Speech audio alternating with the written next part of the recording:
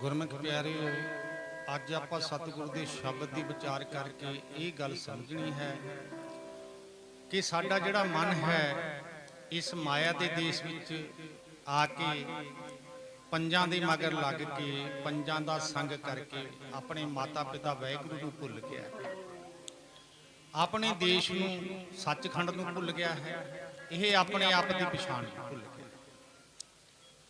ਹੁਣ ਗੁਰਮੁਖ ਪਿਆਰਿਓ, ਜਦੋਂ ਸਾਡਾ ਮਨ ਮਾਤਾ ਦੇ ਉਦਰ ਵਿੱਚ ਸੱਚੇ ਪਾਤਸ਼ਾਹ ਨੇ ਭੇਜਿਆ ਸੀ, ਉਸ ਵੇਲੇ ਇਹ ਸੁਣ ਦੇ ਵਿੱਚ ਸੀ। ਸੁਣ ਮੈਨੇ ਹੁੰਦੀ ਹੈ ਜੀਰੋ, ਸੁਣਿਆ ਮੈਨੇ ਜੀਰੋ, ਅਚੇਤ ਅਵਸਥਾ ਵਿੱਚ ਸੀ ਜਦੋਂ ਇਹਨੂੰ ਮਾਤਾ ਦੇ ਉਦਰ ਵਿੱਚ ਭੇਜਿਆ ਸੀ। ਉੱਥੇ ਇਹਨੂੰ ਸਾਰਾ ਕੁਝ ਸਮਝਾ ਕੇ ਭੇਜਿਆ ਸੱਚੇ ਪਾਤਸ਼ਾਹ ਨੇ ਕਿ ਜਿੱਥੇ ਮੈਂ ਤੈਨੂੰ ਭੇਜਣ ਲੱਗਿਆ ਉਹ ਮਾਇਆ ਦਾ ਦੇਸ਼ ਹੈ। ਉਹ ਮੈਂ ਇੱਕ ਆਰਟੀਫੀਸ਼ੀਅਲ ਗਰਾਊਂਡ ਬਣਾਇਆ ਹੋਇਆ ਖੇਡਣ ਵਾਸਤੇ। ਉੱਥੇ ਜਾ ਕੇ ਤੂੰ ਮਾਇਆ ਦੇ ਨਾਲ ਪਿਆਰ ਨਹੀਂ ਕਰਨਾ। ਉੱਥੇ 5 ਜਰਨੈਲ ਚੌਧਰੀ ਨੇ, ਕਾਮ ਕ੍ਰੋਧ ਲੋਭ ਮੋਹ ਹੰਕਾਰ ਸਗਲ ਸ੍ਰਿਸ਼ਟ के पंच सिकदार राम भगत के पानीहार जगत पास्ते लेते दान गोबिंद भगत को करे सुन। ਮਨ ਨੂੰ ਮਾਤਾ ਦੇ ਉਦਰ ਦੇ ਵਿੱਚ ਜਦੋਂ ਸਾਰੀ ਟ੍ਰੇਨਿੰਗ ਦੇ ਕੇ ਸਾਰਾ ਕੁਝ ਸਮਝਾ ਕੇ ਭੇਜਿਆ ਕਿ ਉੱਥੇ ਮਾਇਆ ਨਾਲ ਪਿਆਰ ਨਹੀਂ ਕਰਨਾ, ਉੱਥੇ ਜਾ ਕੇ ਮੈਨੂੰ ਚੇਤੇ ਰੱਖਣਾ। ਹੁਣ ਗੁਰਮੁਖ ਪਿਆਰਿਓ, ਜਦੋਂ ਮਾਇਆ ਦੇ ਦੇਸ਼ ਵਿੱਚ ਇਹਨੂੰ ਸੱਚੇ ਪਾਤਸ਼ਾਹ ਨੇ ਭੇਜਿਆ, ਉਸ ਵੇਲੇ ਇਹਨੂੰ ਭਵਾਲੀ ਦੇ ਕੇ ਛੱਡਿਆ। ਭਵਾਲੀ ਕੀ ਹੁੰਦੀ ਹੈ? ਜਦੋਂ ਕੋਈ ਦੋ ਜਣੇ ਲੁਕਣ ਛਿਪੀ ਖੇਡਦੇ ਹੋਣ, ਇੱਕ ਛੁਪ ਜਾਏ ਦੂਜਾ ਲੱਭੇ। ਇਸ ਤਰ੍ਹਾਂ ਸੱਚੇ ਪਾਤਸ਼ਾਹ ਨੇ 9 ਦਰਵਾਜ਼ੇ ਖੋਲ ਕੇ 10ਵਾਂ ਬੰਦ ਕਰਕੇ ਇਹਨੂੰ ਭਵਾਰੀ ਦੇ ਕੇ ਛੱਡਿਆ। ਦੀਪ ਭਵਾਰੀ ਪੁਰਖ ਵਿਧਾਤੇ ਬਹੁਰ ਬਹੁਰ ਜਨਮ, ਹਰ ਜੀਉ ਗੁਫਾ ਅੰਦਰ ਰੱਖ ਕੇ ਬਾਜਾ ਪਵਨ ਬਜਾਇਆ, ਬਜਾਇਆ ਬਾਜਾ ਪਾਉਣ 9 ਦੁਆਰੇ ਪ੍ਰਗਟ ਕੀਏ 10ਵਾਂ ਗੁਪਤ ਰਖਾ। ਜਦੋਂ ਗੁਰਮੁਖ ਪਿਆਰਿਓ ਇਸ ਮਨ ਨੂੰ ਇਸ ਮਾਇਆ ਦੇ ਦੇਸ਼ ਵਿੱਚ ਭੇਜਿਆ, ਸਭ ਤੋਂ ਪਹਿਲਾਂ ਇਹ ਮਾਤਾ ਦੀ ਗੋਦੀ ਵਿੱਚ ਆਇਆ। ਮਾਤਾ ਦੀ ਗੋਦੀ ਵਿੱਚ ਜਦੋਂ ਆਇਆ ਗੁਰਮੁਖ ਪਿਆਰਿਓ, ਇਹਦਾ ਮਾਂ ਦੇ ਨਾਲ ਮੋਹ ਪੈ ਗਿਆ। ਸਭ ਤੋਂ ਪਹਿਲਾਂ ਇਹਨੂੰ ਮੋਹ ਨੇ ਘੇਰਿਆ। ਮਹਾਰਾਜ ਨੇ ਗੁਰਬਾਣੀ ਵਿੱਚ ਸਮਝਾਉਣਾ ਕੀਤਾ ਹੈ, ਭਰਮ ਕੀ ਕੂਈ ਤ੍ਰਿਸ਼ਨਾ ਰਸ ਪੰਕਜ ਅਤ ਤੀਖਣ ਮੋਹ ਕੀ ਫਾਸ। ਇਹਦੇ ਗਲ ਦੇ ਵਿੱਚ ਮੋਹ ਦੀ ਫਾਹੀ ਪਈ। ਮਾਂ ਨਾਲ ਮੋਹ ਪੈ ਗਿਆ, ਮਾਂ ਨਾਲ ਪਿਆਰ ਪੈ ਗਿਆ। ਮਾਂ ਦਾ ਦੁੱਧ ਚੁੰਘਿਆ, ਤਨ ਰਸ ਆਉਣ ਲੱਗ ਗਿਆ, ਹਰ ਰਸ ਭੁੱਲ ਗਿਆ, ਨਾਮ ਰਸ ਭੁੱਲ ਗਿਆ। ਉਸ ਤੋਂ ਬਾਅਦ ਗੁਰਮੁਖ ਪਿਆਰਿਓ ਫਿਰ ਇਹਨੂੰ ਲੋਭ ਨੇ ਘੇਰ ਲਿਆ। ਜਦੋਂ ਕੋਈ ਬੱਚਾ ਥੋੜਾ ਜਿਹਾ ਵੱਡਾ ਹੋ ਜਾਂਦਾ ਹੈ ਤੇ ਫਿਰ ਉਹ ਕਹਿੰਦਾ ਵੀ ਆਹ ਵੀ ਖਿਲਾਉਣਾ ਮੈਨੂੰ ਦੇ ਦਿਓ, ਉਹ ਵੀ ਖਿਲਾਉਣਾ ਮੈਨੂੰ ਦੇ ਦਿਓ, ਉਹ ਵੀ ਦੇ ਦਿਓ। ਲੋਭ ਘੇਰ ਲਿਆ। ਤੀਸਰੇ ਨੰਬਰ ਤੇ ਕ੍ਰੋਧ ਨੇ ਘੇਰ ਲਿਆ। ਜਦੋਂ ਥੋੜਾ ਜਿਹਾ ਹੋਰ ਵੱਡਾ ਹੋਇਆ, ਕ੍ਰੋਧ ਨੇ ਘੇਰ ਲਿਆ। ਜੇ ਅਸੀਂ ਬੱਚੇ ਅਨੁਸਾਰ ਕੁਝ ਨਹੀਂ ਕਰਦੇ, ਫਿਰ ਬੱਚਾ ਕ੍ਰੋਧ ਕਰਦਾ ਹੈ, ਗੁੱਸਾ ਕਰਦਾ ਹੈ। ਚੌਥੇ ਨੰਬਰ ਤੇ ਫਿਰ ਕਾਮ ਨੇ ਘੇਰ ਲਿਆ। ਫਿਰ ਭਰਾਵੋ, ਜਦੋਂ ਇਹ ਕੋਈ ਕੰਮ ਧੰਦਾ ਕਰਨ ਲੱਗ ਗਿਆ, ਪੈਰਾਂ ਸਿਰ ਖੜਾ ਹੋ ਗਿਆ, ਫਿਰ ਇਹਨੂੰ ਹੰਕਾਰ ਨੇ ਘੇਰ ਲਿਆ। ਮਹਾਰਾਜ ਸੱਚੇ ਪਾਤਸ਼ਾਹ ਨੇ ਗੁਰਬਾਣੀ ਦੇ ਵਿੱਚ ਸਮਝਾਉਣਾ ਕੀਤਾ ਹੈ, ਪੰਜ ਦੂਤ ਮਿਲ ਪਿਰੋਂ ਬਛੋੜੀ ਭਰਮ ਭਰਮ ਰੋਵੇ ਹੱਥ ਪਛੋੜੀ। ਇਹ ਪੰਜਾਂ ਨੇ ਮਿਲ ਕੇ ਇਹਨੂੰ ਰੱਬ ਤੋਂ ਵਿਛੋੜਿਆ। ਹੁਣ ਮਿਲਣ ਨਹੀਂ ਦਿੰਦੇ ਹੈਗੇ। ਬਾਣੀ ਪੜ੍ਹਦਾ ਹੈ, ਮਿਲਣ ਨਹੀਂ ਦਿੰਦੇ। ਬਾਣੀ ਨਹੀਂ ਪੜ੍ਹਨ ਦਿੰਦੇ, ਸੰਗਤ ਨਹੀਂ ਕਰਨ ਦਿੰਦੇ, ਕੀਰਤਨ ਨਹੀਂ ਸੁਣਨ ਦਿੰਦੇ। ਇਹ ਕੀ ਕਰਦੇ ਨੇ? ਮਹਾਰਾਜ ਸੱਚੇ ਪਾਤਸ਼ਾਹ ਗੁਰਬਾਣੀ ਵਿੱਚ ਸਮਝਾਉਣਾ ਕਰਦੇ ਨੇ, ਪੰਜ ਦੂਤ ਚਿਤ ਵੇ ਵਿਕਾਰਾ ਮਾਇਆ ਮੋਹ ਕਾ ਇਹ ਪਸਾਰਾ। ਜਦੋਂ ਅਸੀਂ ਬਾਣੀ ਪੜ੍ਹਦੇ ਹਾਂ, ਸਿਮਰਨ ਕਰਦੇ ਹਾਂ, ਸੰਗਤ ਕਰਦੇ ਹਾਂ, ਸਾਨੂੰ ਵਿਕਾਰਾਂ ਵਿੱਚ ਲੈ ਜਾਂਦੇ ਨੇ, ਵਿਚਾਰਾਂ ਵਿੱਚ ਲੈ ਜਾਂਦੇ ਨੇ। ਅਸੀਂ ਸੰਗਤ ਕਰਨ ਗਏ ਸੀ, ਕਥਾ ਸੁਣਨ ਗਏ ਸੀ, ਉੱਥੇ ਸਾਨੂੰ ਕਾਮ ਦਾ ਵਿਚਾਰ ਆ ਗਿਆ, ਚਿਤਵ ਦਿੱਤਾ।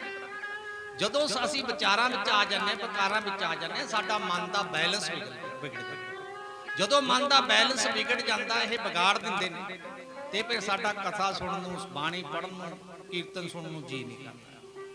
ਇਹਨਾਂ ਨੇ ਸਾਡੇ ਮਨ ਦਾ ਬੈਲੈਂਸ ਵਿਗਾੜ ਦਿੱਤਾ। ਸੋ ਗੁਰਮੁਖ ਪਿਆਰਿਓ, ਸੱਚੇ ਪਾਤਸ਼ਾਹ ਨੇ ਮਨ ਨੂੰ ਸਮਝਾਉਣਾ ਕੀਤਾ ਹੈ, ਇਹ ਜਿਹੜੇ 5 ਜਰਨੈਲ ਨੇ, ਇਹਨਾਂ ਨੇ ਤੈਨੂੰ ਮੈਨੂੰ ਮਿਲਣ ਨਹੀਂ ਦੇਣਾ। ਇਹਨਾਂ ਦੀ ਮੈਂ ਡਿਊਟੀ ਲਾਈ ਹੋਈ। ਗੁਰਬਾਣੀ ਵੀ ਸਮਝਾਉਣਾ ਕੀਤਾ ਵੀ ਇਹਨਾਂ ਦੀ ਮੈਂ ਡਿਊਟੀ ਲਾਈ ਹੋਈ ਹੈ ਵੀ ਇਹਨੂੰ ਮਿਲਣ ਨਾ ਦਿਓ। ਸਮਝਾਉਣਾ ਕੀਤਾ, ਕਹਿੰਦੇ ਕੌਤਕ ਕਾਲ ਇਹ ਹੁਕਮ ਪਠਾਇਆ। ਕੌਤਕ ਮੈਨੇ ਹੁੰਦੇ ਆ ਤਮਾਸ਼ੇ, ਕਾਲ ਨੂੰ ਹੁਕਮ ਕੀਤਾ ਸੱਚੇ ਪਾਤਸ਼ਾਹ ਨੇ, ਆ ਜਿਹੜਾ ਮੇਰਾ ਬੱਚਾ ਤੁਹਾਡੇ ਦੇਸ਼ ਵਿੱਚ ਮਾਇਆ ਦੇ ਦੇਸ਼ ਵਿੱਚ ਆਇਆ ਹੈ, ਇਹਨੂੰ ਨਾ ਮਾਇਆ ਦੇ ਰੰਗ ਤਮਾਸ਼ੇ ਕਰਕੇ ਦਿਖਾਓ। ਜੇਕਰ ਮੇਰਾ ਬੱਚਾ ਤੁਹਾਡੇ ਮਾਇਆ ਦੇ ਰੰਗ ਤਮਾਸ਼ੇ ਦੇਖਣਾ ਸ਼ੁਰੂ ਕਰ ਦਿੰਦਾ ਫਿਰ ਤੁਸੀਂ ਇਹਨੂੰ ਆਪਣੇ ਦੇਸ਼ ਵਿੱਚ ਰੱਖ ਲਓ। ਜੇ ਸਾਰੀ ਜ਼ਿੰਦਗੀ ਉਹ ਦੇਖਦਾ ਰਹੇਗਾ, ਜੇਕਰ ਕਿਸੇ ਜ਼ਿੰਦਗੀ ਦੇ ਮੋੜ ਤੇ ਆ ਕੇ ਇਹਨੂੰ ਇਹ ਗੱਲ ਸਮਝ ਆ ਜਾਂਦੀ ਹੈ ਕਿ ਮੈਂ ਮਾਇਆ ਦੇ ਰੰਗ ਤਮਾਸ਼ੇ ਦੇਖਣ ਵਾਸਤੇ ਨਹੀਂ ਆਇਆ, ਮੈਂ ਤਾਂ ਪਰਮਾਤਮਾ ਨੂੰ ਮਿਲਣ ਵਾਸਤੇ ਆਇਆ। ਵਿਛੋੜਿਆ ਵੀ ਉਹਨੇ ਹੈ, ਇਹ ਇੱਕ ਖੇਲ ਬਣਾਇਆ ਸੱਚੇ ਪਾਤਸ਼ਾਹ, ਆਪਣੇ ਤੋਂ ਵਿਛੋੜ ਕੇ ਇਸ ਮਾਇਆ ਦੇ ਦੇਸ਼ ਵਿੱਚ ਭੇਜ ਕੇ ਇਹ ਦੇਖਣਾ ਚਾਹੁੰਦਾ ਹੈ ਕਿ ਮੇਰੇ ਵਿਛੋੜੇ ਵਿੱਚ ਕਿੰਨਾ ਕੁ ਤੜਫਦਾ ਹੈ, ਮੇਰੇ ਵਿਛੋੜੇ ਵਿੱਚ ਕਿੰਨਾ ਕੁ ਰੋਂਦਾ ਹੈ। ਹੁਣ ਗੁਰਮੁਖ ਪਿਆਰੇ ਦੇਖ ਲਓ, ਸਾਰੇ ਸੰਸਾਰ ਮਾਇਆ ਦੇ ਵਿਛੋੜੇ ਵਿੱਚ ਰੋ ਰਹੇ ਨੇ, ਸੰਗੀਆਂ ਸਾਥੀਆਂ ਦੇ ਵਿਛੋੜੇ ਵਿੱਚ ਰੋ ਰਹੇ ਨੇ, ਪਰ ਪਰਮਾਤਮਾ ਦੇ ਵਿਛੋੜੇ ਵਿੱਚ ਨਹੀਂ ਰੋਂਦਾ। ਸੱਚੇ ਪਾਤਸ਼ਾਹ ਕਹਿੰਦੇ ਜੇ ਤੂੰ ਮੇਰੇ ਵਿਛੋੜੇ ਵਿੱਚ ਰੋਂਦਾ, ਤੈਨੂੰ ਕਹਿੰਦਾ ਇੰਨਾ ਸਮਾਂ ਮੈਂ ਸਰੀਰ ਵਿੱਚ ਦਿੱਤਾ, ਜੇ ਕਿਤੇ 24 ਘੰਟੇ ਰੋਂਦਾ ਮੇਰੇ ਵਿਛੋੜੇ ਵਿੱਚ, ਗੁਰਬਾਣੀ ਵਿੱਚ ਦੱਸਿਆ ਜੇ ਕਿਤੇ 24 ਘੰਟੇ ਮੇਰੇ ਵਿਛੋੜੇ ਵਿੱਚ ਤੂੰ ਤੜਫਦਾ ਰੋਂਦਾ, ਤੈਨੂੰ ਮੈਂ ਕੱਦਾ ਮਿਲ ਗਿਆ ਹੁੰਦਾ। ਮਹਾਰਾਜ ਸੱਚੇ ਪਾਤਸ਼ਾਹ ਸਮਝਾਉਂਦੇ ਨੇ, 8 ਪਹਿਰ ਆਰਾਧੀ ਹੈ ਪੂਰਨ ਸਤਿਗੁਰ ਗਿਆਨ। ਕਿਤੇ 24 ਘੰਟੇ 8 ਪਹਿਰ ਕਿਤੇ ਰੋ ਕੇ ਮੈਨੂੰ ਯਾਦ ਕੀਤਾ ਹੁੰਦਾ, ਤੜਫ ਕੇ ਯਾਦ ਕੀਤਾ ਹੁੰਦਾ ਤੇ ਮੈਨੂੰ ਤੈਨੂੰ ਕਦਾ ਮਿਲ ਗਿਆ ਹੁੰਦਾ। ਪਰ ਪੁੱਤ ਚੇਤੇ ਰੱਖੀ, ਇਹਨਾਂ ਪੰਜਾਂ ਨੇ ਤੈਨੂੰ ਮਿਲਣ ਨਹੀਂ ਦੇਣਾ। ਇਹ 5 ਖਿਡਾਰੀ ਨੇ, ਇਹ ਮੈਂ ਖੜੇ ਕੀਤੇ ਹੋਏ ਸੱਚਖੰਡ ਦੇ ਦਰਵਾਜ਼ੇ ਤੇ। 5 ਦੂਤ ਚਿਤਵੇ ਵਿਕਾਰਾ ਮਾਇਆ ਮੇਘ ਮੋਕਾ ਇਹ ਪਸਾਰਾ। 5 ਪਹਿਰੂਆ ਦਰਮੇ ਰਹਿਤੇ ਤਿਨਕਾ ਨਹੀਂ ਪਤਿਆਰੇ। 5 ਜਰਨੈਲ ਸੱਚਖੰਡ ਦੇ ਦਰ ਤੇ ਖੜੇ ਨੇ, ਤੈਨੂੰ ਅੰਦਰ ਨਹੀਂ ਵੜਨ ਦੇਣਾ। ਹੁਣ ਮਹਾਰਾਜ ਇਹਨੂੰ ਸਮਝਾਉਣਾ ਕਰਦੇ ਨੇ ਕਿ ਸੰਸਾਰੀ ਗੱਲਾਂ ਕਰਨ ਵਾਸਤੇ ਤਾਂ ਬੜਾ ਚਲਾਕ ਹੈ, ਮਾਇਆ ਇਕੱਠੀ ਕਰਨ ਵਾਸਤੇ ਬੜਾ ਚਲਾਕ ਬਣਦਾ। ਮਹਾਰਾਜ ਸੱਚੇ ਪਾਤਸ਼ਾਹ ਕਹਿੰਦੇ ਇਹਨਾਂ ਤੋਂ ਬਚਣ ਵਾਸਤੇ ਕੁਛ ਮਾੜੀ ਮੋਟੀ ਅਕਲ ਕਰ। ਕਹਿੰਦੇ ਗਿਆਨੀ ਹੋਏ ਸੋ ਚਤਨ ਹੋਏ, ਅਗਿਆਨੀ ਅੰਧ ਕਮਾਏ। ਪ੍ਰਭ ਕੀ ਉਸਤਤ ਕਰੋ ਸੰਤ ਮੀਤ, ਸਾਵਧਾਨ ਇਕਾਗਰ ਚੀਤ। ਉਹ ਭਰਾਵਾ ਜਦੋਂ ਤੂੰ ਬਾਣੀ ਪੜ੍ਹਦਾ, ਸੰਗਤ ਕਰਦਾ, ਸਿਮਰਨ ਕਰਦਾ, ਉਸ ਵੇਲੇ ਚਤਨ ਰਿਹਾ ਕਰ, ਉਸ ਵੇਲੇ ਸਾਵਧਾਨ ਹੋ ਜਾ ਕਰ ਕਿ ਵੀ ਇਹਨਾਂ ਨੇ ਪੰਜਾਂ ਨੇ ਮੈਨੂੰ ਬਾਣੀ ਨਹੀਂ ਪੜਨ ਦੇਣੀ, ਇਹਨਾਂ ਨੇ ਸੰਗਤ ਨਹੀਂ ਕਰਨ ਦੇਣੀ, ਇਹਨਾਂ ਨੇ ਮੈਨੂੰ ਸਿਮਰਨ ਨਹੀਂ ਕਰਨ ਦੇਣਾ। ਚੇਤੇ ਰੱਖੇ, ਜਦੋਂ ਤੂੰ ਚੇਤੇ ਰੱਖੇਗਾ, ਚਤਨ ਰਹੇਗਾ ਨਾ, ਫਿਰ ਭਰਾਵਾ ਜਿੱਤ ਜਾ। ਬਾਣੀ ਪੜ੍ਹਦਿਆਂ ਚਤਨ ਰਹਿਣਾ, ਸਿਮਰਨ ਕਰਦਿਆਂ ਚਤਨ ਰਹਿਣਾ। ਜਿੰਨਾ ਖਿਡਾਰੀ ਚਤਨ ਹੁੰਦਾ ਜਾਂਦਾ ਨਾ, ਦੂਸਰੀ ਟੀਮ ਵੀ ਬੜੀ ਤੇਜ਼ ਹੋ ਜਾਂਦੀ। ਹੁਣ ਕਈ ਗੁਰਮੁਖ ਪਿਆਰੇ ਕਹਿੰਦੇ ਆ ਜੀ ਅਸੀਂ ਕੋਸ਼ਿਸ਼ ਕਰਦੇ ਆ ਬਈ ਸਾਨੂੰ ਕਾਮ ਕ੍ਰੋਧ ਲੋਭ ਮੋਹ ਹੰਕਾਰ ਦੇ ਵਿਚਾਰ ਨਾ ਆਉਣ, ਫਿਰ ਆਈ ਜਾਂਦੇ ਆ। ਅਸੀਂ ਬਾਣੀ ਵੀ ਪੜ੍ਹਨ ਦੀ ਕੋਸ਼ਿਸ਼ ਕਰਦੇ ਆ, ਸਿਮਰਨ ਵੀ ਕਰਦੇ ਆ, ਅਸੀਂ ਕਥਾ ਵੀ ਸੁਣਦੇ ਆ, ਸੰਗਤ ਕਰਦੇ ਆ, ਕਾਮ ਕ੍ਰੋਧ ਲੋਭ ਹੰਕਾਰ ਦੇ ਵਿਚਾਰ ਫਿਰ ਆਈ ਜਾਂਦੇ ਆ ਜੀ। ਉਹ ਮੈਂ ਕਿਹਾ ਦੂਸਰੀ ਟੀਮ ਜ਼ੋਰ ਲਾ ਰਹੀ ਹੈ ਤੈਨੂੰ ਹਰਾਉਣ ਵਾਸਤੇ। ਜਦੋਂ ਤੁਸੀਂ ਪੂਰੀ ਤਨਦੇਹੀ ਨਾਲ ਖੇਡੋਗੇ, ਜਨੂਨ ਦੇ ਨਾਲ ਖੇਡੋਗੇ, ਇਹ ਖੇਡੇ ਆ। ਪਰਮਾਤਮਾ ਤੋਂ ਵਿਛੜ ਕੇ ਅਸੀਂ ਮਿਲਣਾ ਹੁੰਦਾ, ਬਸ ਇੰਨਾ ਕਿ ਖੇਡ। ਮਹਾਰਾਜ ਨੇ ਗੁਰਬਾਣੀ ਵਿੱਚ ਸਮਝਾਉਣਾ ਕੀਤਾ, ਕਿਨ ਬਿਦ ਮਿਲੀਏ ਕਿਨ ਬਿਦ ਵਿਛੜੈ, ਇਹ ਬਿਦ ਕੌਣ ਪ੍ਰਗਟਾਏ ਜੀਓ, ਗੁਰਮੁਖ ਮਿਲੀਏ ਮਨਮੁਖ ਵਿਛੜੈ, ਗੁਰਮੁਖ ਬਿਦ ਪ੍ਰਗਟਾਏ। ਪਰਮਾਤਮਾ ਤੋਂ ਕਿਵੇਂ ਵਿਛੜੇ ਆ ਤੇ ਹੁਣ ਮਿਲਣਾ ਕਿਵੇਂ, ਇੰਨਾ ਕਿ ਖੇਡ ਆ 1430 ਅੰਗਾਂ ਦੇ। ਪਰਮਾਤਮਾ ਤੋਂ ਕਿਵੇਂ ਵਿਛੜੇ ਹੋ ਤੁਸੀਂ ਤੇ ਹੁਣ ਮਿਲਣਾ ਕਿਵੇਂ। ਵਿਛੋੜੇ ਤੋਂ ਲੈ ਕੇ ਮਲਾਪ ਤੱਕ ਦੀ ਕਹਾਣੀ ਸਾਰਿਆਂ ਭਗਤਾਂ ਨੇ, ਸੰਤਾਂ ਨੇ, ਗੁਰੂਆਂ ਨੇ, ਭੱਟਾਂ ਨੇ ਲਿਖੀ। ਵਿਛੋੜੇ ਤੋਂ ਲੈ ਕੇ ਮਲਾਪ ਤੱਕ ਕਿਵੇਂ ਮਿਲਣਾ, ਕਿਵੇਂ ਵਿਛੜੇ, ਤੇ ਵਿਛੜ ਕੇ ਇਸ ਸੰਸਾਰ ਵਿੱਚ ਆ ਗਏ। ਹੁਣ ਮਿਲਣ ਵਾਸਤੇ ਸਾਰਾ ਸੰਸਾਰ ਭੱਜਿਆ ਫਿਰਦਾ। ਕੋਈ ਟੈਂਪੂ ਭਰ ਕੇ ਉਧਰ ਨੂੰ ਚਲੇ ਜਾਂਦਾ, ਕੋਈ ਟਰਾਲੀ ਭਰ ਕੇ ਉਧਰ ਨੂੰ ਚਲੇ ਜਾਂਦਾ। ਸੱਚੇ ਪਾਤਸ਼ਾਹ ਕਹਿੰਦੇ ਉਹ ਟੈਂਪੂ ਭਰ ਕੇ ਜਾਣ ਵਾਲਿਓ, ਨਾਲੇ ਟਰਾਲੀਆਂ ਭਰ ਕੇ ਇੱਧਰ ਉੱਧਰ ਨੂੰ ਘੁੰਮਣ ਵਾਲਿਓ, ਉਹ ਮੈਂ ਤਾਂ ਤੇਰੇ ਅੰਦਰ ਬੈਠਾ। ਨੌ ਨਿਤ ਅੰਮ੍ਰਿਤ ਪ੍ਰਭ ਕਾ ਨਾਮ ਦੇਹੀ ਨੇ ਇਸ਼ਕਾ ਵਿਸ਼ਰਾਮ। ਜਿਹੜੀ ਚੀਜ਼ ਤੇਰੇ ਅੰਦਰ ਪਈ ਹੋਵੇ, ਤੇਰੇ ਘਰੇ ਪਈ ਹੋਵੇ, ਤੂੰ ਉਹ ਬਾਹਰ ਲੱਭਦਾ ਫਿਰਦਾ। ਉਹ ਸਾਰਾ ਕੁਝ ਸੱਚੇ ਪਾਤਸ਼ਾਹ ਨੇ ਇਹਨੂੰ ਗੁਰਬਾਣੀ ਵਿੱਚ ਸਮਝਾਉਣਾ ਕੀਤਾ ਕਿ ਆਪਣੇ ਭਾਈ ਅੰਤਰਗਤ ਜਾਣਾ ਸੀ। ਆ ਸੰਸਾਰ ਵਿੱਚੋਂ ਆਪਣੇ ਆਪ ਨੂੰ ਸਮੇਟ ਕੇ ਉੱਥੇ ਜਾਣਾ ਜਿੱਥੋਂ ਤੂੰ ਆਇਆ ਸੀ। ਮਾਤਾ ਦੇ ਉਧਰ ਵਿੱਚੋਂ ਸੁੰਨ ਵਿੱਚੋਂ ਜ਼ੀਰੋ ਤੋਂ ਤੂੰ ਆਇਆ ਸੀ, ਅਸੀਂ ਵਾਪਸ ਸੁੰਨ ਵਿੱਚ ਜਾਣਾ ਹੁੰਦਾ। ਅੰਤਰਗਤ ਜਾਣਾ ਹੁੰਦਾ ਹੈ ਜਿੱਥੇ ਜਾ ਕੇ ਸਾਡੀ ਚੇਤਨਤਾ ਜ਼ੀਰੋ ਹੋ ਜਾਂਦੀ ਹੈ, ਜਿੱਥੇ ਜਾ ਕੇ ਸਾਡੇ ਵਿਚਾਰ ਪੁਰਨੇ ਬੰਦ ਹੋ ਜਾਂਦੇ ਨੇ। ਉਸ ਜਗ੍ਹਾ ਤੇ ਅਸੀਂ ਜਾਣਾ ਹੈ, ਸਿਮਰਨ ਕਰਕੇ, ਬਾਣੀ ਪੜ੍ਹ ਕੇ, ਸੰਗਤ ਕਰਕੇ, ਕੀਰਤਨ ਸੁਣ ਕੇ, ਦੀਵਾਨ ਸੁਣ ਕੇ। ਇਹ ਸਾਰਾ ਜਿਹੜਾ ਅਸੀਂ ਕਰ ਰਹੇ ਹਾਂ, ਕੀਰਤਨ ਕਰਦੇ ਆ, ਬਾਣੀ ਸੁਣਦੇ ਆ, ਸਿਮਰਨ ਕਰਦੇ ਆ, ਸੰਗਤ ਕਰਦੇ ਆ, ਆਪਣੇ ਮਾਤਾ ਪਿਤਾ ਬੈਗ ਨੂੰ ਮਿਲਣ ਵਾਸਤੇ ਰਸਤਾ ਹੀ ਲੱਭਦੇ ਫਿਰਦੇ ਆ। ਹੁਣ ਕਈ ਲੋਕਾਂ ਨੂੰ ਤਾਂ ਆਏ ਆ ਵੀ ਅਸੀਂ ਤਾਂ ਹਾਜ਼ਰੀਆਂ ਭਰਦੇ ਫਿਰ ਸਾਡੀ ਹਾਜ਼ਰੀ ਲੱਗੀ, ਜਾ ਕੇ ਉੱਥੇ ਬਹਿ ਗਏ, ਸੁਣਿਆ ਕੁਝ ਵੀ ਨਹੀਂ, ਲੰਗਰ ਖਾ ਕੇ ਆ ਗਏ। ਮਹਾਰਾਜ ਕਹਿੰਦੇ ਇੱਕੜਾ ਥੋੜਾ ਮੈਂ ਮਿਲਣਾ ਤੁਹਾਨੂੰ, ਜੇ ਮੈਨੂੰ ਮਿਲਣਾ ਭਾਈ ਬਾਣੀ ਪੜ੍ਹ ਕੇ ਵਿਚਾਰਨੀ ਪਈ। ਪੜਿਆ ਬੂਝੈ ਸੋ ਪ੍ਰਵਾਨ, ਬਾਣੀ ਬਿਰਲੋ ਵਿਚਾਰ ਸੀ। ਜੇ ਕੋ ਗੁਰਮੁਖ ਹੋਏ, ਬਾਣੀ ਮਹਾਪੁਰਖ ਕੀ ਨਿਜ ਘਰ ਵਾਸਾ ਹੋਏ। ਜਦੋਂ ਤੁਸੀਂ ਬਾਣੀ ਪੜ੍ਹ ਕੇ ਵਿਚਾਰੋਗੇ ਤੁਹਾਨੂੰ ਭੇਤ ਖੁੱਲ ਜਾਊਗਾ ਮੈਂ ਕਿੱਥੇ ਬੈਠਾ। ਜਿੱਥੇ ਮੈਂ ਬੈਠਾ ਉੱਥੇ ਫਿਰ ਤੂੰ ਸਿਮਰਨ ਕਰਕੇ ਜਾਣਾ। ਵਾਹਿਗੁਰੂ ਗੁਰਮੰਤਰ ਸਾਨੂੰ ਦੱਸਿਆ ਮਹਾਰਾਜ ਨੇ 1430 ਅੰਗ ਜਦੋਂ ਸਮਝ ਆ ਜਾਂਦੇ ਆ ਫਿਰ ਅਸੀਂ ਬਾਣੀ ਪੜ੍ਹ ਕੇ ਅਸੀਂ ਵਾਪਸ ਜਾਣਾ ਹੁੰਦਾ। ਇਹਨਾਂ ਪੰਜਾਂ ਨੇ ਸਾਨੂੰ ਜਾਣ ਨਹੀਂ ਦੇਣਾ ਹੈ। ਪੰਜਾਂ ਦੀ ਡਿਊਟੀ ਲਾਈ ਹੋਈ ਹੈ ਸੱਚੇ ਪਾਤਸ਼ਾਹ ਨੇ। ਇਹ ਜਿੰਨੀ ਵੀ ਧਰਤੀ ਖੰਡ ਬ੍ਰਹਿਮੰਡ ਤਾਰੇ ਸੂਰਜ ਤੁਹਾਡਾ ਸਰੀਰ ਹੈ, ਇਹ ਸਾਰਾ ਮਾਇਆ ਦਾ ਦੇਸ਼ ਹੈ, ਖੇਡ ਦਾ ਮੈਦਾਨ ਬਣਾਇਆ ਸੱਚੇ ਪਾਤਸ਼ਾਹ ਕਹਿੰਦੇ। ਜਿਹੜਾ ਖੇਡ ਦਾ ਮੈਦਾਨ ਹੁੰਦਾ ਨਾ ਭਾਈ, ਇਹ ਖਿਡਾਰੀਆਂ ਦਾ ਘਰ ਨਹੀਂ ਹੁੰਦਾ, ਇਹ ਖੇਡਣ ਵਾਸਤੇ ਹੁੰਦਾ। ਡੱਡਾ ਡੇਰਾ ਇਹ ਨਹੀਂ ਜਹ ਡੇਰਾ ਤੈ ਜਾਣ, ਉਹਾਂ ਡੇਰਾ ਕਾ ਸੰਜਮੋ ਗੁਰ ਕੇ ਸ਼ਬਦ ਪਛਾਣ। ਉਹ ਭਾਈ ਖਿਡਾਰੀਆਂ ਦਾ ਜਿਹੜਾ ਖੇਡ ਦਾ ਮੈਦਾਨ ਹੁੰਦਾ ਨਾ, ਖੇਡਣ ਵਾਸਤੇ ਹੁੰਦਾ, ਉਹਨਾਂ ਦਾ ਪਰਮਾਨੈਂਟ ਘਰ ਨਹੀਂ ਹੁੰਦਾ। ਜਿਵੇਂ ਕੋਈ ਵੀ ਖੇਡ ਚੱਲਦੀ ਹੈ ਉਹ ਤੋਂ ਬਾਅਦ ਇੱਕ ਸ਼ੀਲਡ ਰੱਖੀ ਹੁੰਦੀ ਹੈ, ਇਨਾਮ ਰੱਖਿਆ ਹੁੰਦਾ ਵੀ ਜਿਹੜੀ ਟੀਮ ਜਿੱਤੂਗੀ ਉਹਨੂੰ ਸ਼ੀਲਡ ਮਿਲੂਗੀ, ਇਨਾਮ ਮਿਲੂਗਾ। ਉਹ ਇਨਾਮ ਸ਼ੀਲਡ ਵਾਹਿਗੁਰੂ ਖੁਦ ਉਧਰਲੇ ਪਾਸੇ ਬੈਠੇ ਨੇ। ਜਿਹੜਾ ਮਨ ਜਿੱਤ ਜਾਂਦਾ ਉਹਨੂੰ ਪਰਮਾਤਮਾ ਦਾ ਮਿਲਾਪ ਹੁੰਦਾ। ਜਿਵੇਂ ਸ਼ੀਲਡ ਨਹੀਂ ਮਿਲਦੀ ਕਿਸੇ ਖਿਡਾਰੀ ਨੂੰ ਜਿੱਤੇ ਹੋਏ ਨੂੰ, ਜਦੋਂ ਸਾਡਾ ਮਨ ਜਿੱਤਦਾ ਇਹਨੂੰ ਪਰਮਾਤਮਾ ਦਾ ਮਿਲਾਪ ਹੁੰਦਾ। ਉਸ ਸ਼ੀਲਡ ਦੇ ਰੂਪ, ਉਸ ਕੱਪ ਦੇ ਰੂਪ ਵਿੱਚ ਪਰਮਾਤਮਾ ਨੂੰ ਮਿਲਦਾ, ਪਰਮਾਤਮਾ ਮਿਲਦਾ। ਹੁਣ ਗੁਰਮੁਖ ਪਿਆਰਿਓ, ਇਹਨਾਂ ਨੇ ਜਲਦੀ ਸਾਨੂੰ ਮਿਲਣ ਨਹੀਂ ਦੇਣਾ ਹੈ। ਇਹਨਾਂ ਦੀ ਪੂਰੀ ਕੋਸ਼ਿਸ਼ ਹੁੰਦੀ ਹੈ ਕਿ ਇਹਨੂੰ ਅਸੀਂ ਇਸ ਸੰਸਾਰ ਦੇ ਵਿੱਚ ਘੁਮਾਈਏ।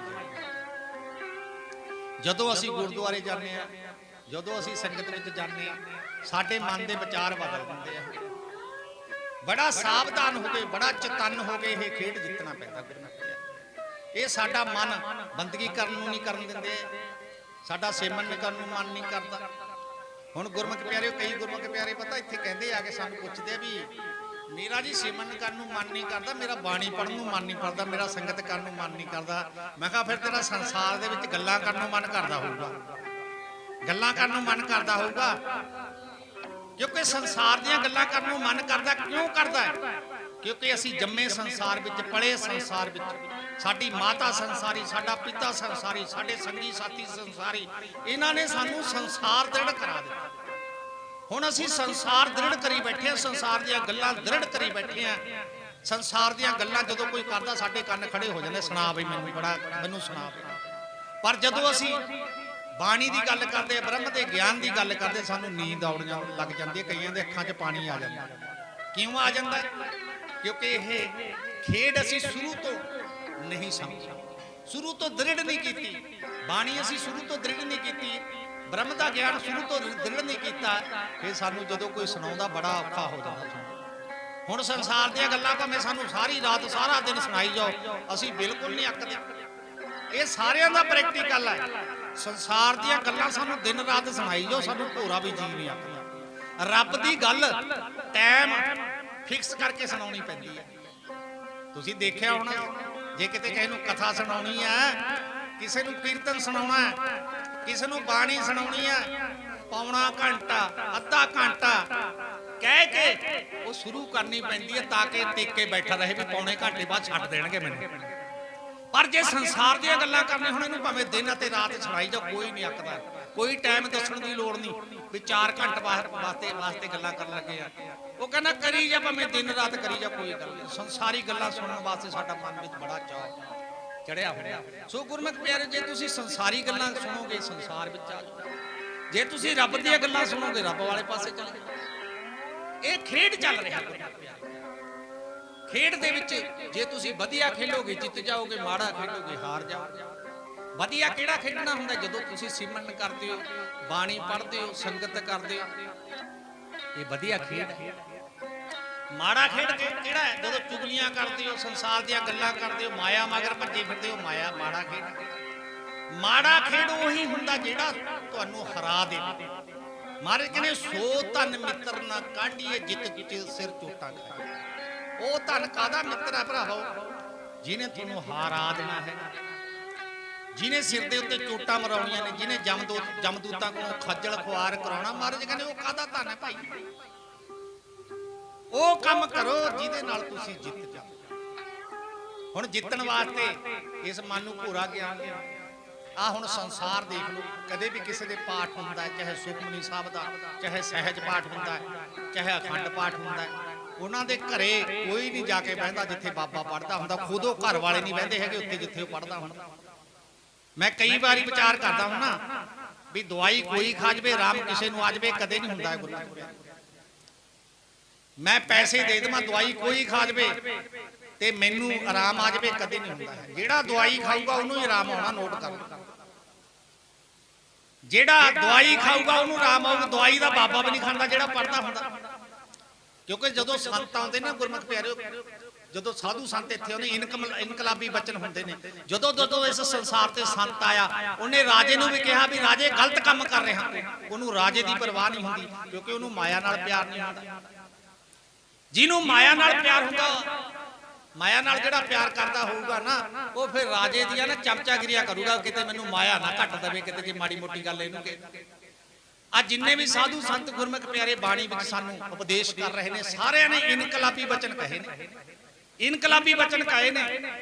ਉਸ ਸਮੇਂ ਦੀ ਹਕੂਮਤ ਨੂੰ ਵੰਗਾਰਿਆ ਕਿ ਇਹ ਰਾਜਾ ਤੂੰ ਗਲਤ ਕੰਮ ਕਰ ਰਿਹਾ, ਆ ਕੰਮ ਨਾ ਕਰ, ਅਤਿਆਚਾਰ ਨਾ ਕਰ, ਰੱਬ ਦਾ ਭਜਨ ਕਰ, ਸਾਧੂ ਸੰਤਾਂ ਦੀ ਇੱਜ਼ਤ ਕਰਿਆ ਕਰ।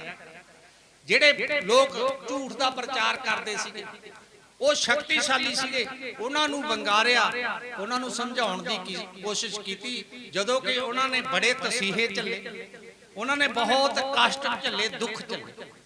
ਸਾਧੂ ਸੰਤ ਦੀ ਨਿਸ਼ਾਨੀ ਹੈ ਉਹ ਇਨਕਲਾਬੀ ਬਚਨ ਲੈ ਕੇ ਆਉਂਦੇ ਹੁੰਦੇ ਹਨ। ਉਹਨਾਂ ਦੀ ਸੰਸਾਰ ਨਾਲ ਨਹੀਂ ਬਣਦੀ ਹੁੰਦੀ, ਨੋਟ ਕਰ ਲਈ। ਕਹਿੰਦੇ ਭਗਤਾਂ ਤੇ ਸੰਸਾਰੀਆਂ ਜੋੜ ਕਦੇ ਨਾ ਰਿਹਾ। ਸੋ ਗੁਰਮੁਖ ਪਿਆਰੇ, ਉਹੀ ਸਾਧੂ ਸੰਤ ਗੁਰਮੁਖ ਪਿਆਰੇ ਇਹਨਾਂ ਪੰਚਾਂ ਨੂੰ, ਕਾਮ ਕ੍ਰੋਧ ਲੋਭ ਮੋਹ ਹੰਕਾਰ ਨੂੰ ਪਾਸੇ ਕਰਕੇ ਪਰਮਾਤਮਾ ਦੇ ਦਰਸ਼ਨ ਕਰਦੇ ਨੇ। ਸੋ ਗੁਰਮੁਖ ਪਿਆਰਿਓ, ਜਦੋਂ ਮਨ ਠਾਣ ਲੈਂਦਾ ਹੈ, ਜਨੂਨ ਵਿੱਚ ਆ ਜਾਂਦਾ ਕਿ ਮੈਂ ਜਿੱਤਣਾ ਹੈ, ਪਰਮਾਤਮਾ ਨੂੰ ਮਿਲਣਾ ਹੈ ਨਾ, ਫਿਰ ਇਹ ਚਤਨ ਹੋ ਕੇ ਬਾਣੀ ਪੜ੍ਹਦਾ ਹੈ, ਚਤਨ ਹੋ ਕੇ ਸਿਮਰਨ ਕਰਦਾ ਹੈ, ਚਤਨ ਹੋ ਕੇ ਸੰਗਤ ਕਰਦਾ ਹੈ। ਸੋ ਗੁਰਮੁਖ ਪਿਆਰਿਓ, ਫਿਰ ਇਹ ਜਿੱਤ ਜਾਂਦਾ ਹੈ।